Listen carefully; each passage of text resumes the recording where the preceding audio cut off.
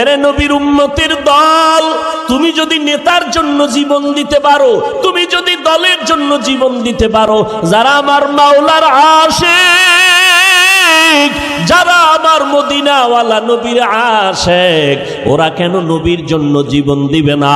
ওরা কেন দ্বীনের জন্য জীবন দিবে না?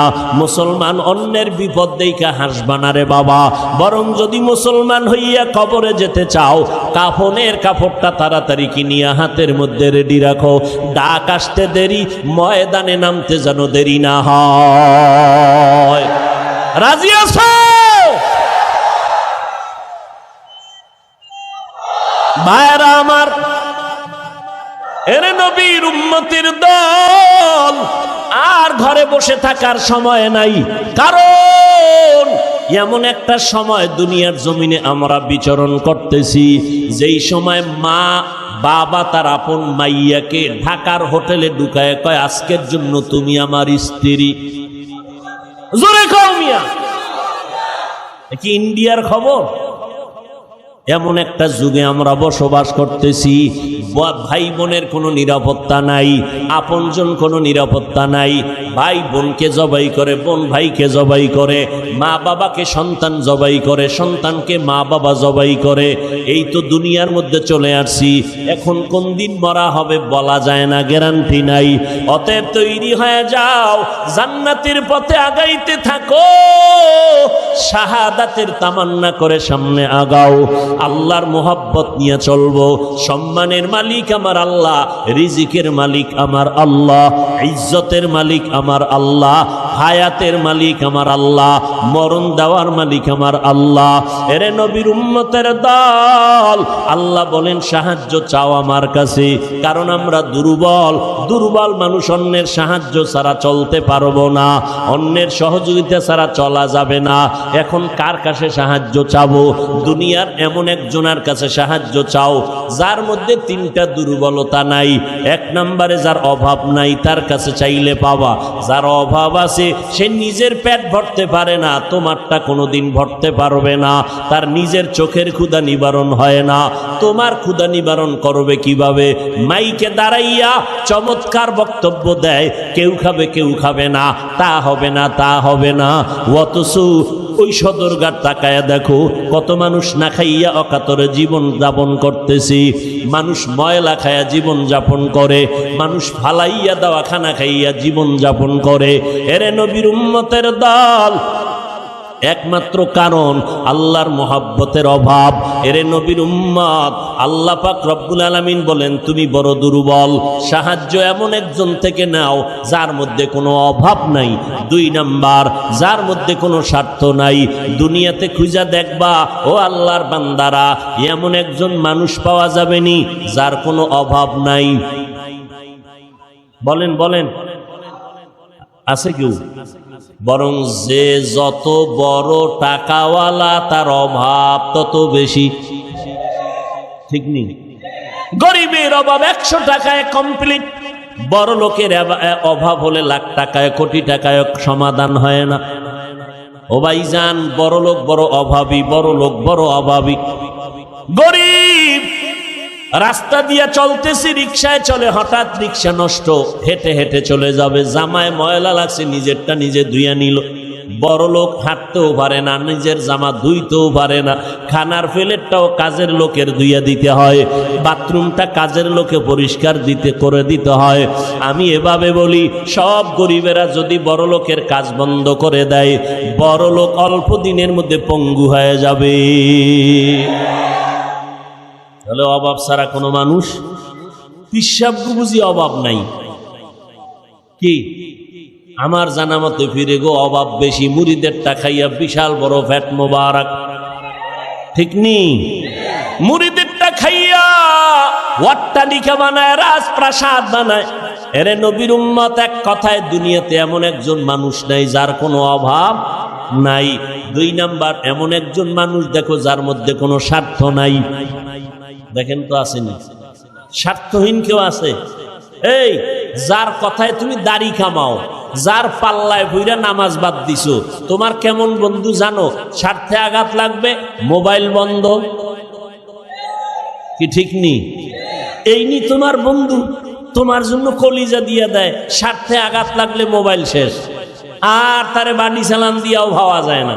মোবাইল বন্ধ, ঘরে বইয়া কয় আমি ঘরে নাই, দুনিয়াই নেই, অন্য জগৎ হয়ে গেছি। এই হলো দুনিয়ার বন্ধু, স্বার্থপর, অভাবী। যার অভাব নাই, টোটাল স্বার্থ নাই, একজন, তিনি হলেন কে? আরো জোরে বলেন, ইয়া আইয়ুহান নাস আনতুমুল ফুকারাউ ইলাল্লাহ ওয়াল্লাহু হুয়াল গানিয়্যুল হামিদ।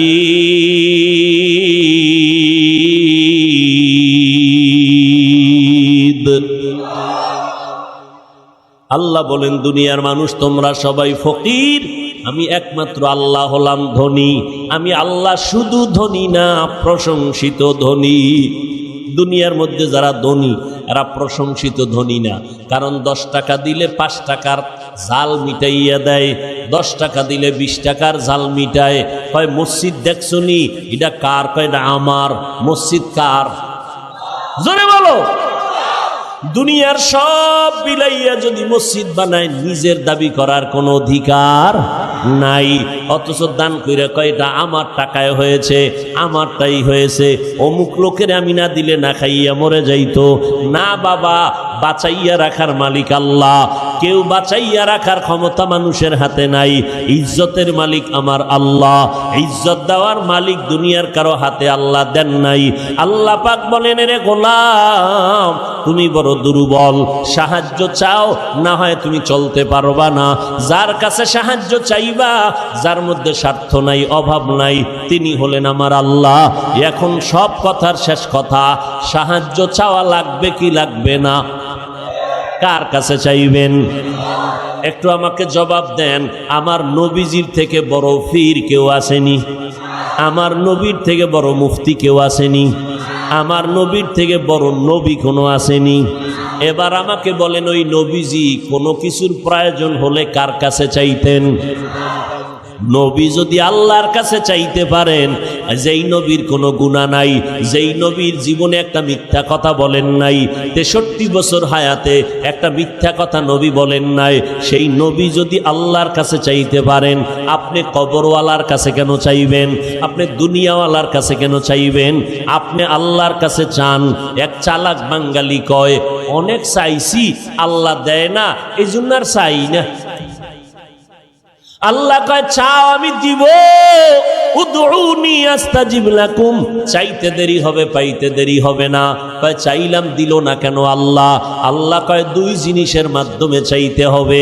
1 নম্বরে ধৈর্য, 2 নম্বরে হলো নামাজ। ধৈর্যও নাই, নামাজও নাই, আজীবন চাইলে কি হবে? চাওয়ার সিস্টেম অনুযায়ী চাও। নামাজ কয় ওয়াক্ত? শুধু শুক্রবার দিন না প্রতিদিন? আরে যুবক, মাঝে মাঝে নামাজ ছেড়ে দেওয়ার কোনো সুযোগ আসেনি? সবাই বলেন। নাই বলিয়া যদি নামাজটা না পড়েন, শাস্তিটা কত কঠিন হবে, সাবধান। যুবকেরা, কয়দিন আর বাহাদুরি করবারে বাবা? এরে যুবক, ও বিদ্যু বাবাজি, পর্দার আড়ালের আম্মা জান, দুনিয়াটা কিছুই না রে বাবা। ও আল্লাহর বান্দারা, আজকে তুমি আল্লাহর হুকুম মতো চলতে পারো না। ও যুবক রে, কয়দিন আর যৌবনের বাহাদুরি করিয়া আল্লাহর হুকুম না মানিয়া চলবা, নবীর তরিকা বাদ দিয়া চলবা? তোমাকে পাও ধইরা ধইরা ধইরা ধইরা বয়ান করার পরেও টুপি মাথায় দিতে চাও না। মনে আফসোস নিয়া বলবা, হুজুর টুপি মাথায় দেওয়া দরকার, নবীর সুন্নাত, পারি না। দোয়া করবেন, চেষ্টা করব। কিন্তু এমন কপাল পরা আছে, নত না হইয়া উল্টা আমারে ফতুয়া দেয়, উল্টা আমাকে ধাক্কা দিয়া কয়, টুপির মধ্যেই কি ইসলাম? দাড়িটা রাখেন না কেন? আমাকে নরম না হইয়া, দোয়া না চাইয়া, উল্টা আমারে ধাক্কা দিয়া কয়, দাড়ির মধ্যেই কি ইসলাম? পোশাকের মধ্যেই কি ইসলাম? পর্দা করেন না কেন? কয় পর্দার মধ্যেই কি ইসলাম? ও ভাইজানেরা, আল্লাহর রাস্তায় বেয়াদবি মাফ করবেন, আল্লাহর জন্যই বলছি। টুপির মধ্যে ইসলাম নাই, পোশাকে নাই, পর্দায় নাই, হালালে নাই, ইসলাম গেল কই? চাপাবাজির মধ্যে না। এর যুবক, তোমার মতো যুবক জীবনে মাদ্রাসায় পড়ে নাই, স্কুল কলেজে পড়ে, 5 বেলার নামাজ পড়ে, মিথ্যা বলবা না, সত্য কথার সাক্ষী দাও, আছে না নাই? বালিশে মাথা লাগাইয়া যখন ঘুমাও, নিজের বিবেকটাকে একটু প্রশ্ন করিও। তোমার মতো যুবক স্কুল কলেজে পড়িয়া যদি নামাজ পড়ে, নিজের প্রশ্ন করো, তুমি কেন পারবা না? ও যুবক বাবা, তোমার মতো যুবক র্যাব আর্মি পুলিশ বিডিআরের চাকরি করে নামাজ পড়ে, তুমি কেন পারবা না রে বাবা? তোমার মতো যুবক তাকায় দেখো, রাস্তায় গাড়ি চালায়, 5 বেলার নামাজ পড়ে, তুমি কেন পারবা না রে বাবা? তোমার মতো যুবক তাকায় দেখো, আজকে কৃষি কাজ করে, ময়দানে গামছা বিছাইয়া নামাজ পড়ে, তুমি কেন পারো না? নদীর মধ্যে মাছ ধরে যুবক, নৌকায় বসে নামাজ পড়ে, তারপরও নামাজ ছাড়ে না, তুমি কেন পারবা না রে বাবা? ও বৃদ্ধ বাবাজি, আপনার মতো বুড়া মানুষ হাঁটতে পারে না, লাঠি লইয়া এরপরে টোকাইয়া টোকাইয়া মসজিদে গিয়া 5 ওয়াক্ত নামাজ পড়ে নাই? বুড়া মিয়া আপনি কেন পারেন না? ও পর্দার আড়ালের আম্মা জান, আপনাদের এত সম্মান, আল্লাহ পাক আপনাদের এত মর্যাদা দান করেছেন। আপনারা নবীদের মায়ের মতো মা, সাহাবায়ে কেরামের মায়ের মতো মা, আপনারা খাদিজা রাদিয়াল্লাহু আনহার মতো নারী, ফাতেমা রাদিয়াল্লাহু আনহার মতো নারী, আয়েশা রাদিয়াল্লাহু আনহার মতো নারী, মারিয়াম আলাইহাস সালামের মতো নারী, হাজেরা আলাইহাস সালামের মতো নারী, ও আসিয়ার মতো আপনারা নারী। ফেরাউন বেঈমান, এর স্ত্রী আসিয়া। ও আম্মা জান, ভালো করে বুঝেন, ফেরাউন এমন বেঈমান, আল্লাহকে না মাইনা নিজের বড় খোদা দাবি করে, আর তার স্ত্রী আসিয়া আল্লাহর এত পেয়ারা বান্দি। আল্লাহ পাক কিয়ামতের ময়দানে নবীর মাধ্যমে জানায় দিলেন, হাসরের ময়দানে সব মানুষ উলঙ্গ দাঁড়াবে, কারো শরীরে কোনো পোশাক থাকবে না, সূর্য মাথার উপরে চলে আসবে, জাহান্নামের আওয়াজ, আগুনের গরম। এমন মুসিবতের সময় সমস্ত নবীরা পর্যন্ত কান্না করবেন। ঠিক এমন কঠিন সময় আল্লাহর জান্নাতের 8টা দরজা, 8 জন ফেরেশতা জান্নাতের 8টা দরজা খুলিয়া 4 জন মহিলাকে বারবার ডাকবে, তোমগো কোনো হিসাব নাই, আসো তোমরা জান্নাতের বিছানায় এসে রেস্ট নাও, তোমাদের কোনো হিসাব নেওয়া হবে না। 4 জন মহিলা নারীকে জান্নাতের 8টা দরওয়াজার দারোয়ানরা ডাকবে। আল্লাহ কইবে, যাও 4 জন নারী বিনা হিসাবে জান্নাতে চলে যাও। কয়জন? এরে আম্মা জানেরা, ওই 4 জনের মধ্যে একজন ফেরাউনের বিবি আসিয়া বিনা হিসাবে জান্নাতে চলে যাবে। এরে আম্মা জান, এই দুনিয়াতে আপনাদের এত সম্মান কেন জানেননি? আপনাদের মাধ্যমে, আপনাদের কষ্ট আর প্রচেষ্টার মাধ্যমে দুনিয়াতে ভালো ভালো সন্তান আসছে। এসপি সাহেবের ব্যবহার ভালো, ওসি সাহেবের ব্যবহার ভালো, চেয়ারম্যান সাহেবের ব্যবহার ভালো, মেম্বার সাহেবের ব্যবহার ভালো। খোদার কসম, এই ভালো তার ব্যক্তিগত বাহাদুরি না, সব ভালোর পেছনে হলো মায়ের অবদান। মা ভালো, এই জন্য এসপি সাহেবের ব্যবহার ভালো, মায়ের আদর্শ ভালো, এই জন্য ডাক্তার সন্তানটার আদর্শ ভালো, মায়ের আদর্শ ভালো, এই জন্য ইঞ্জিনিয়ারিং পড়িয়েও ছেলেটার ব্যবহার ভালো। মানুষ দোয়া করে, আলেমদের সাথে বেয়াদবি করে না, মুরব্বীদের সাথে বেয়াদবি করে না, সবার সাথে সালাম দিয়া কথা কয়, চোখ উল্টাইয়া কথা বলে না, মাথা নত করে কথা বলে। আলেমরাও দোয়া করে ইঞ্জিনিয়ার ছেলেটার জন্য, আল্লাহ ছেলেটার সম্মান বাড়ায় দাও, ওর মা বাবাকে মাফ করে দাও। ডাক্তার ছেলেটার ব্যবহারে আলেমরা দোয়া করে, মুরব্বীরা দোয়া করে, আল্লাহ এই ছেলেটার ব্যবহার এত সুন্দর, তুমি ডাক্তারের মধ্যে আরো আজমত বাড়ায় দাও, সম্মান বাড়ায় দাও। আল্লাহ তুমি রিজিকে বরকত দাও, এর মা বাবাকে তুমি মাফ করে দাও। এরে আম্মা জান, সন্তান আল্লাহ দান করেছেন, ওই সন্তানটাকে ডাক্তার বানাবেন আলহামদুলিল্লাহ, ইঞ্জিনিয়ার বানাবেন আলহামদুলিল্লাহ, তবে বেয়াদব বানাবেন না।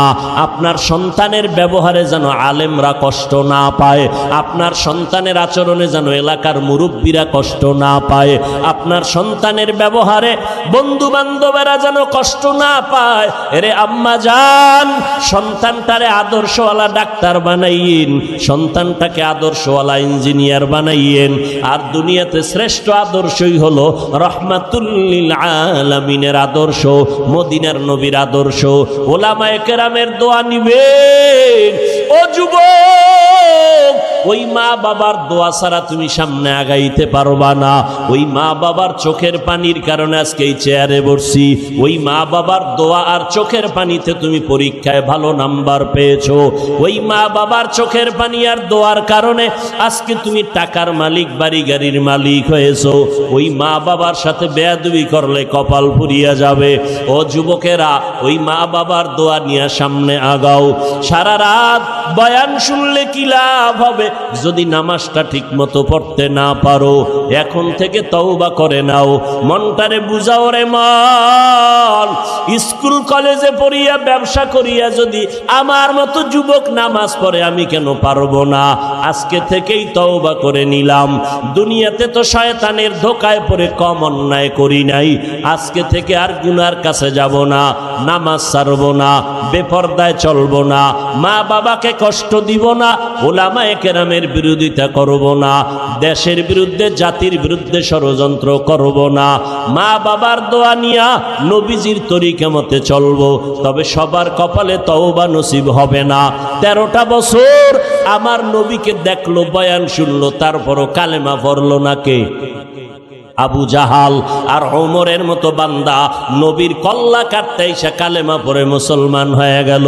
জমিনে ওমরও নাই, আবু জাহালও নাই, কিন্তু তার পাথরওয়ালা অন্তরের কিছু মানুষ আছে। হাজারো বয়ানে তাদের দিলটা নরম হবে না, চোখে পানি আসবে না, কান্না আসবে না, তওবাও করবে না, বরং বাইরে গিয়া বয়ানের পরে সমালোচনা করিয়া গুনার পাল্লাটা ভারী করবে। আর একদল আল্লাহর গোলাম ওমরের মতো মেজাজ আর গুনাহ নিয়ে প্যান্ডেলে ঢুকার পর হঠাৎ যখন কবরের আযাবের কথা স্মরণ হবে, গুনাহের কথা মনে পড়বে, মাথাটা নত কইরা একা একা চিন্তা করবে, জীবনে করলাম কি? কোনো মানুষের উপকার করতে পারলাম না। আমার চোখের সামনে আমার এই হাতের অন্যায়ের কারণে কত মানুষের কাঁদাইলাম, চোখের চাহনি দিয়ে কত মানুষের ক্ষতি করলাম, জবানের কথা দিয়ে কত মানুষের অন্তরে আঘাত দিলাম। আসলে আমি তো একটা মানুষ হিসেবেই নাই। এখন থেকেই তৈরি হয়ে যাই, অন্তরটা আস্তে আস্তে নরম হবে, এক পর্যায়ে দিলটা নরম হবে, কান্না শুরু হয়ে যাবে, বলবে মা একটু মাথায় হাত দিয়া দোয়া করে দাও। আজকে ময়দানে তওবা করেছি, আর নামাজ ছাড়ব না, মা বাবাকে কষ্ট দিব না, ওলামায়ে কেরামের বিরোধিতা করব না, দেশের বিরুদ্ধে জাতির বিরুদ্ধে ষড়যন্ত্র করব না। আল্লাহর বান্দা তওবা করিয়া নামাজি হয়ে যাবে, আর দাড়ি কাটবে।